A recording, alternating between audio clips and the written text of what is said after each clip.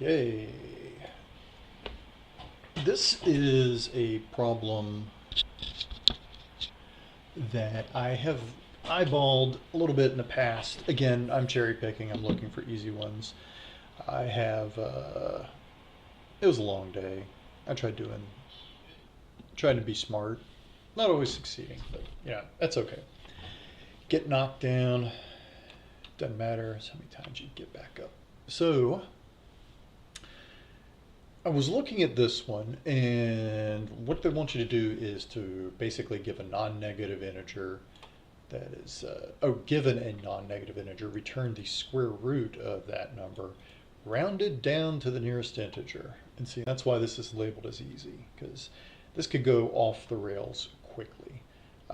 The returned integer should be non-negative as well. So that is good wisdom, let's say. Uh, since you're always getting a positive number, okay, you could do something that would cause you to get a negative number. We're not going to do that. So I had, oh yes, and most importantly, please do not use your power functions or, just using this built-in square root operator. That would be cheating. It would be correct in that you would be getting the square root, but you'd have to do some extra work actually, because like here for the square root of 8 is 2.8284. You'd have to truncate that and only return the 2. So would know very quickly if you were cheating. Thankfully, I think I found a way to do this really fast. But what I first did was, let me set the timer. Forgot to do that. It's not going to take 25 minutes, I hope. What I did was I went and looked up, like, hey, how do you find the square root? Because there's a bunch of different ways you can do this. I've learned this recently by helping my kids out with their math. And zoom in on this. You could do, yeah, repeated subtraction method, a prime factorization method. Estimation was kind of what I was thinking of first when I first saw this problem. I was thinking of Newton's method for root finding. We're not finding the root here, but anyways, that's always been an interesting algorithm to me because it can get you the root of a equation in a within an error bound pretty quickly. I don't remember the exact mathy numbers on it, but I think it was guaranteed to find a number given it was a continuous function or over a continuous range. Something else. I was not a mathematician, kids. Don't hold me to it. So, anyways, yeah, I can guarantee you we are not going to get, this method only works for perfect square numbers. I can guarantee you we are not going to get perfect square numbers. So, that ain't happening. But what I did notice was that we can divide. And let's see here. Divide the number into its prime factors.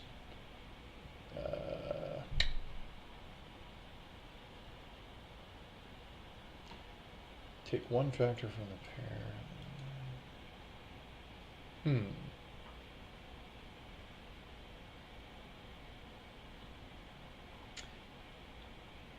This was not quite what I was thinking of. I had something else in mind that I was going to try. I might be embarrassed by this post. I don't know. I think I'm going to keep it real short.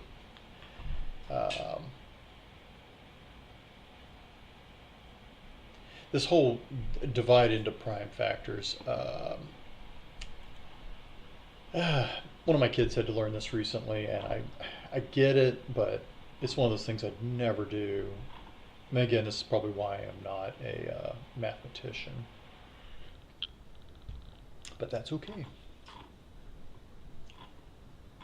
So, anyways, and finding by estimation.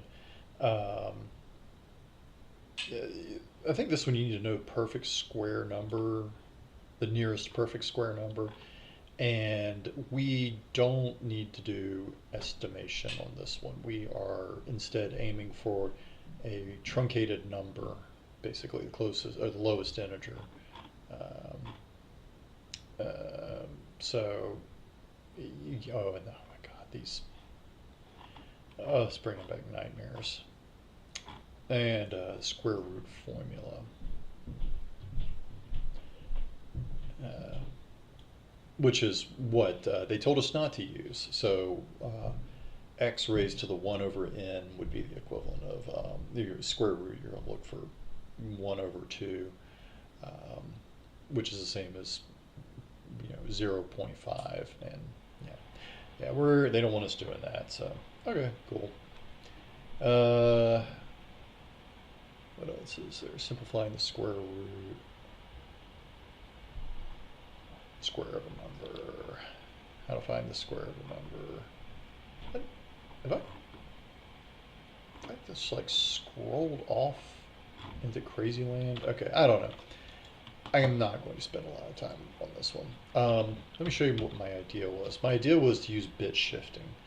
So every time we shift over, we are dividing by 1. Oops. So 8 bit shifted to the right once is 4. So you're dividing the number by 2. So dividing by 2 twice seems like a square. It might not be. Man, I'm really not confident in this, but you know what? We're just going to go for it. We're going to return x that shifted twice. And yeah.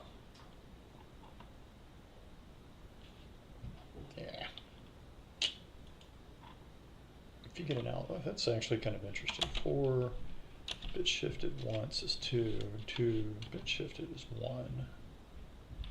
So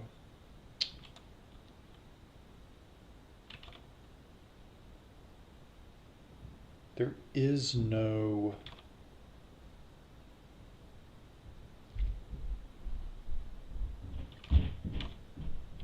like, what if we did 3? 3 does not have a number. Actually, 3 should be, that should be 1. So if it's less than 2, actually maybe this is a output equals, if output equals 0, return 1. If output equals 1, output 2,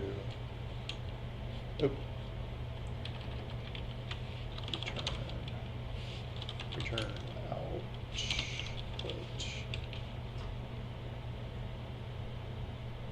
This does not feel correct.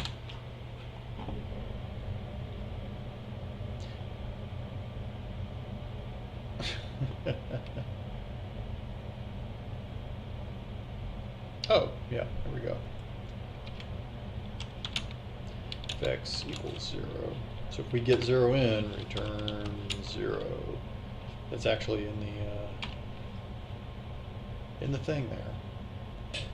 Sorry, should use test case.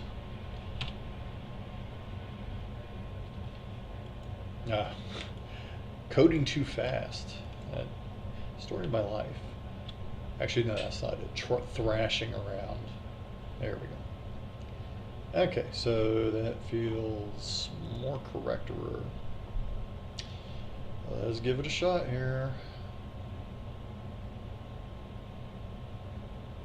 Yeah, that's right, yeah. Yes, I should have seen this one. 9 shifted twice is 2. but that's not correct because 2 shifted twice is 8. That's actually kind of an interesting question. Why should it have, we do 9 divided by 2 is 4.5, divided by 2 is 2.25.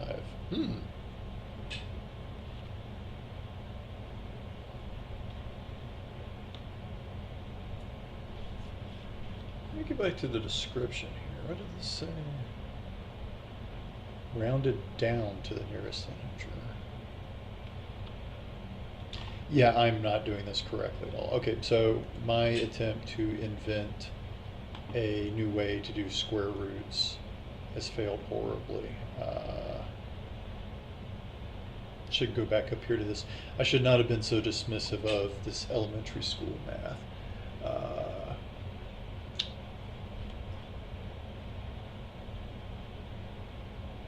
Prime factorization formula.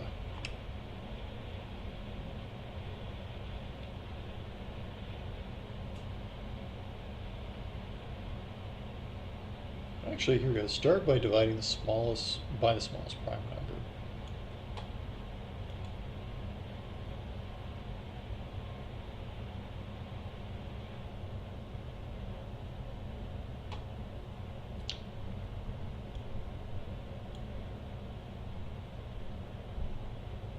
Until the number becomes 1. Actually, you know, I'm kind of close.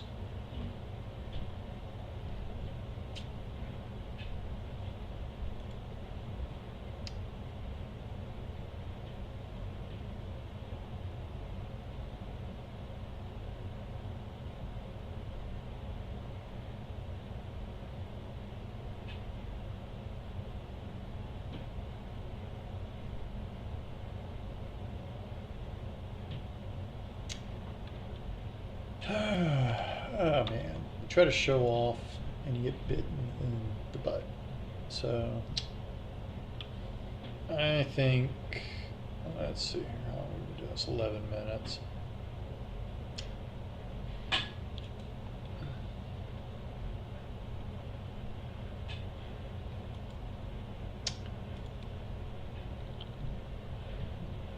My square root garbage.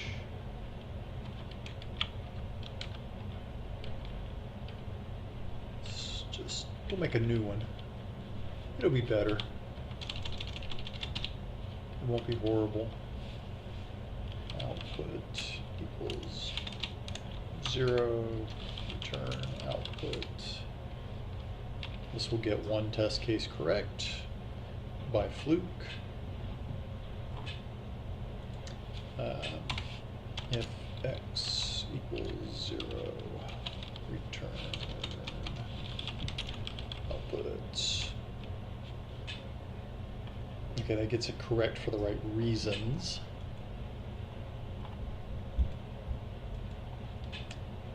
I really don't feel like.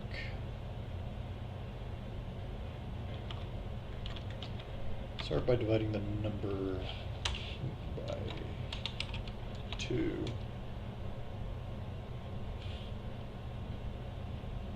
Oh, divided by 2 is that. And then divide by that again. Sorry. 4 divided by that is 2. And 2 divided by that is 1.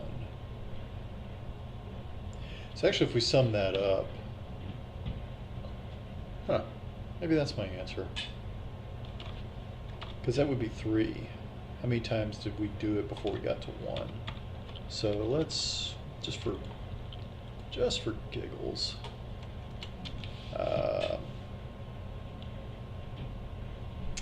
while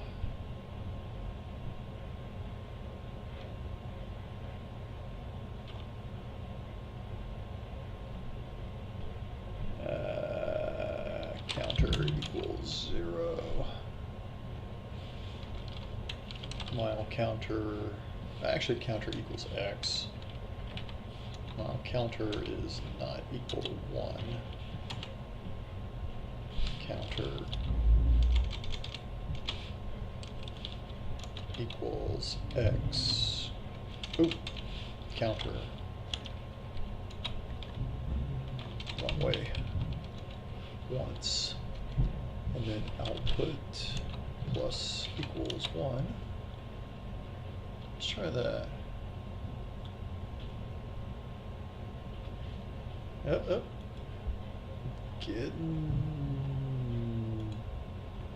Getting close.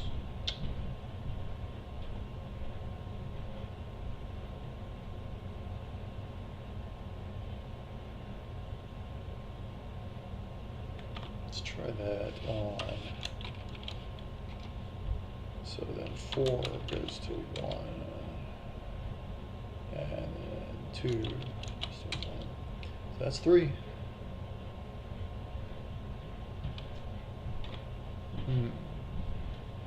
But it is expecting to. The square root of 8 is less than 3.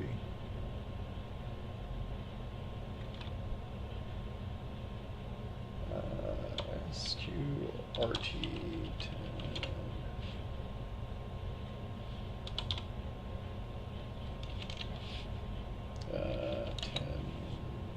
raised to the 0.5 is 3.16.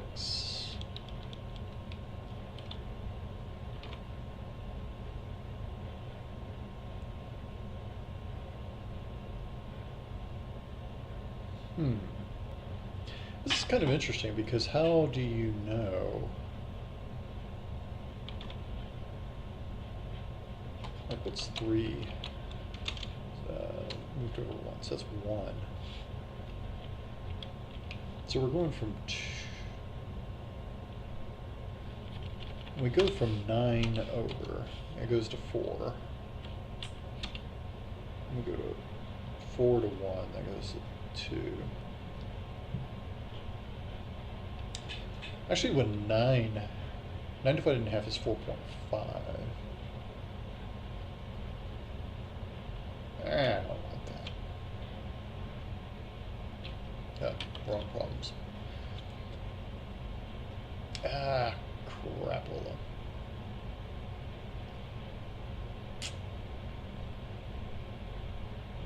There's a distinct lack of entertainment on this one.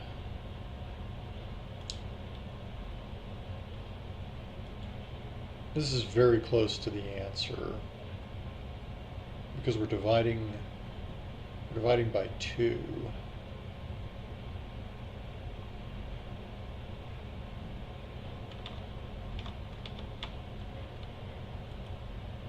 I think I tried to be clever and it messed me up. Let's do our division the old-fashioned way. See, it's kind of funny, this would also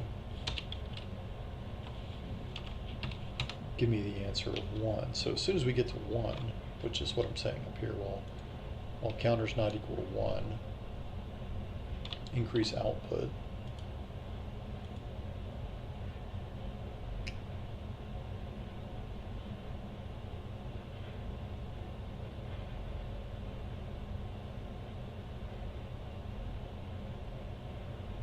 Yeah, this is weird because I need to know how close we are, because 9 and 4 then 2, that is 3.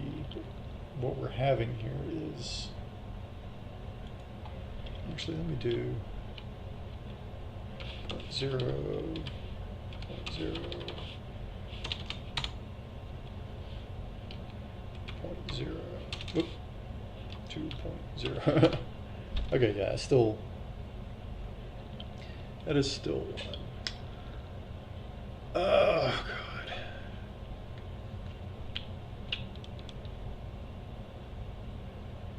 God. I knew I shouldn't try to do this without coffee.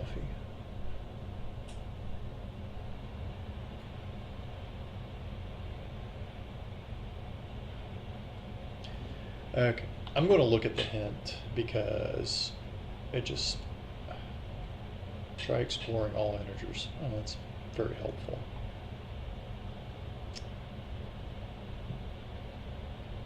Reduced, use the sorted property of integers to reduce.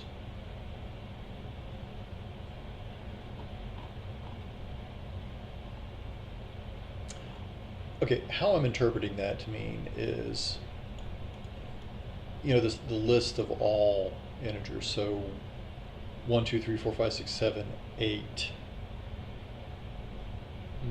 Get the length of that.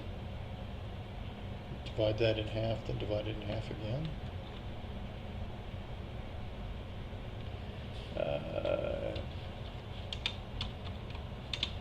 2, 3, 4, 5, 6, 7, 8.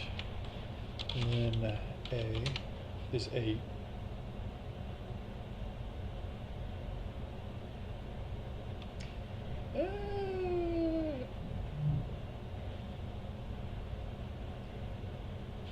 A of 4 is 5.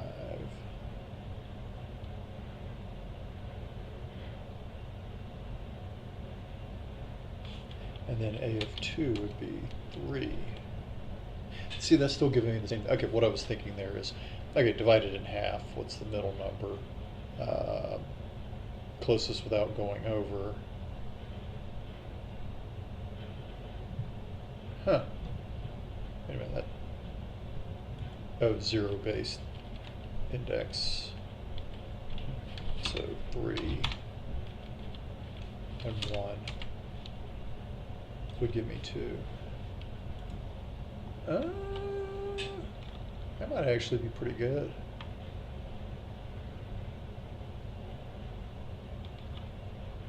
But isn't that the same as what I was getting up here? So just dividing by 2 twice. See, that was what I was doing earlier. And that was leading to the wrong problems. Okay. I'm not even going to do this anymore, so I will come back to this next time. Honestly, I'm going to go research it and try and think about this. It's like 5 o'clock p.m. my time. I've been doing stuff all day. I am not thinking clearly on this one. Okay. Till next time. See you all then.